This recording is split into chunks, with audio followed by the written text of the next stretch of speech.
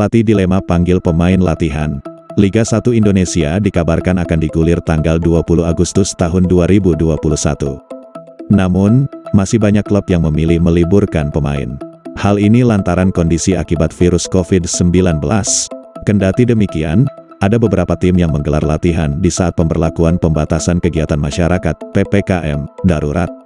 Seperti Persebaya dan Persipura. Persebaya memutuskan menggelar latihan dengan catatan pembatasan latihan secara ketat. Hal ini sudah dikomunikasikan dengan manajer tim dan sudah mendapat izin dari manajemen.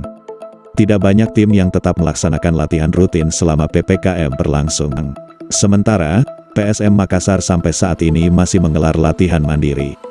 Sebab, banyak faktor yang mesti dipertimbangkan Wiljan Pluim dan kawan-kawan.